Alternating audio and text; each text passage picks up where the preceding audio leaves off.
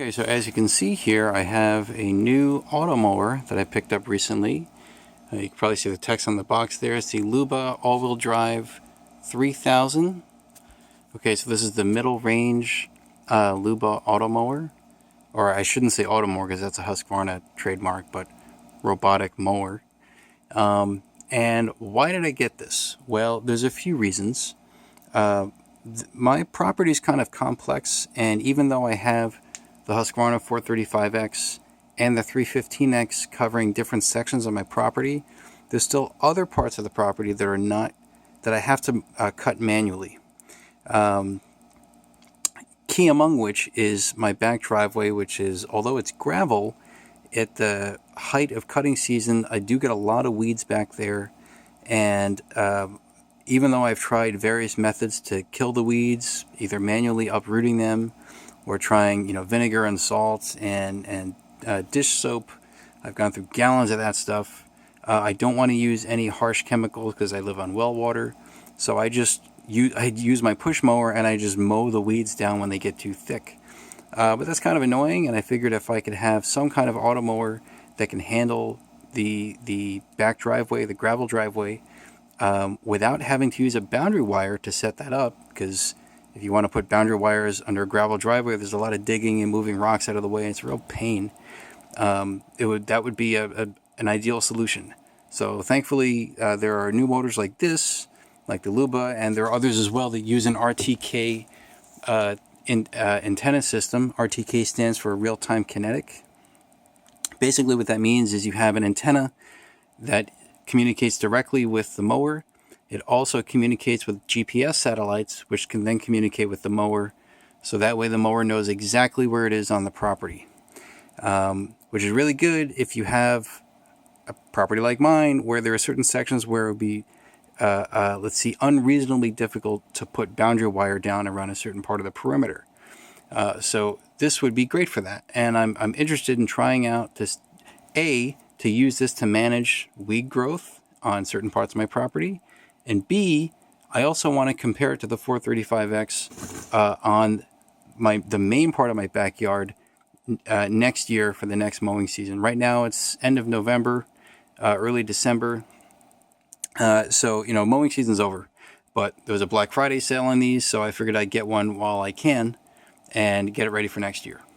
So I wanted to point out just a few basic things that I've noticed just in looking at it and getting to sort of touch it and feel it about how it differs from the 435X. In terms of size, as you can see here, they are about the same width, okay? But the Luba is considerably shorter, doesn't go quite as long. In terms of weight, they actually feel about the same weight. So for instance, every once in a while this might get stuck somewhere, like under a hydrangea bush where it gets tangled up. So I have to take it out, or maybe the battery runs empty in the middle of the property and I have to pick it up and bring it back to the charge station and charge it. With the 435X, it has this handle here, which is integrated with the stop button. So you press stop, this comes up, and you can just pick it up and carry it over to the charge station. It's not the most ergonomically efficient because this is a heavy unit. It's around 40 pounds, and you have to carry it with one hand like this, with this big fat front end, not very nicely balancing against the rear end here, which is smaller and lighter. So every time I do have to carry this around, although it's nice that it has the handle, it is rather difficult. This doesn't have any handle whatsoever, so you could say that's good or bad, but what it does imply, given the size, is that you just pick it up with both hands and carry it to wherever you need to take it if it's stuck or you have to bring it back to the charge station. So there's that.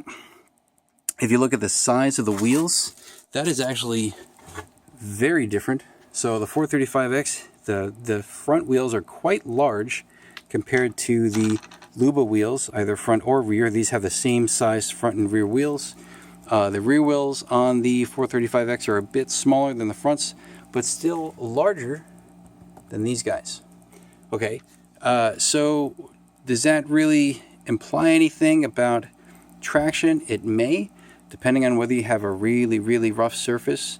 Larger wheels tend to do better over big divots than smaller wheels. Now I don't think I have any, although I do have a lot of divots on my lawn, maybe not any that are quite large enough for this difference in wheel size to really matter, but we'll see. The other difference is the type of tread themselves. So the rear tires here have a knobby tread, kind of like with the 435X, these little spikes here. Touching the rubber definitely feels softer than the rubber on the Husqvarna tires. This is a very, very hard rubber, which also means it's very durable.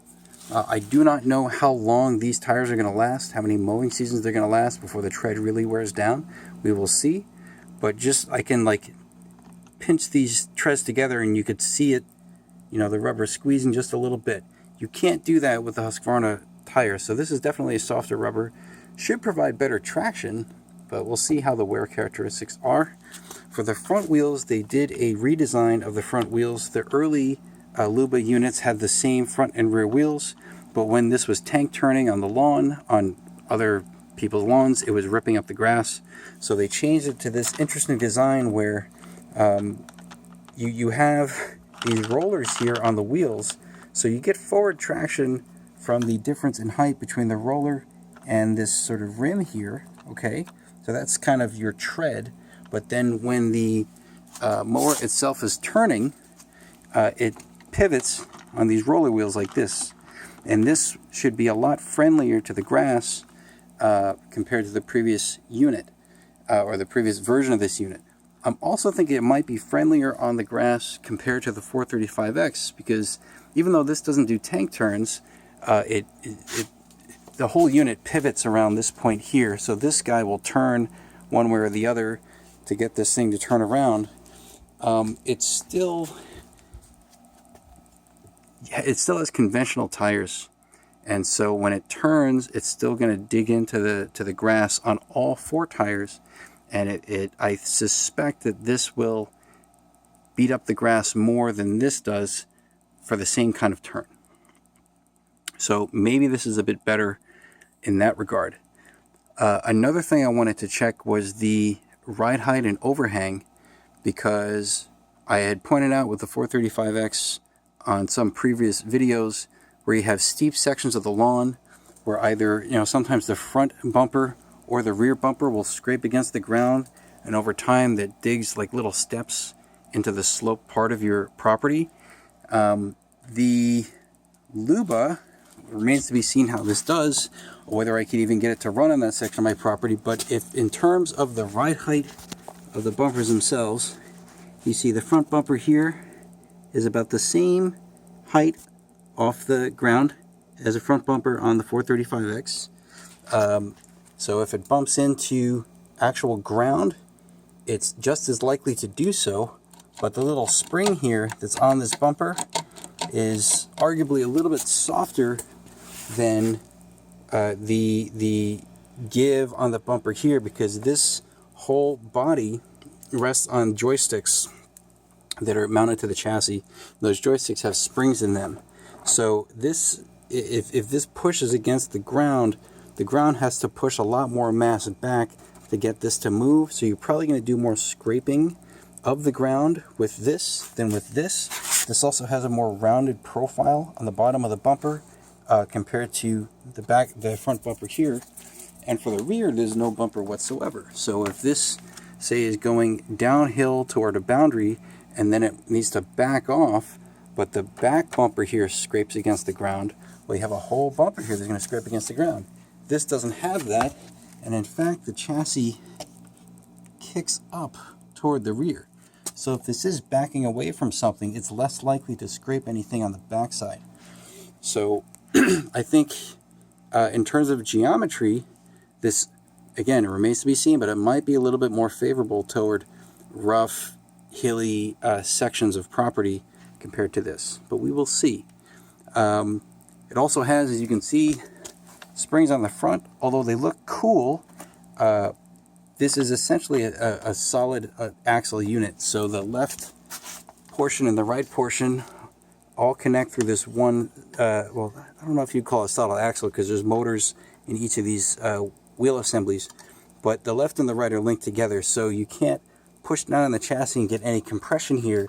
Really, it's the wheel hits a bump and comes up and compresses the shock from the bottom. But as it does so, this side drops. So it's kind of like a live axle setup that you would have on older rear-wheel drive cars. Now I have seen one case where there's some kind of a part on the inside here. It could be related to this axle, or I shouldn't call it an axle, a housing that has actually broken in one case, and somebody made a YouTube video of how to repair that. It's a lot of operation to do that. So hopefully I don't have to, hopefully mine doesn't break. And again, I've only seen that in one case so far.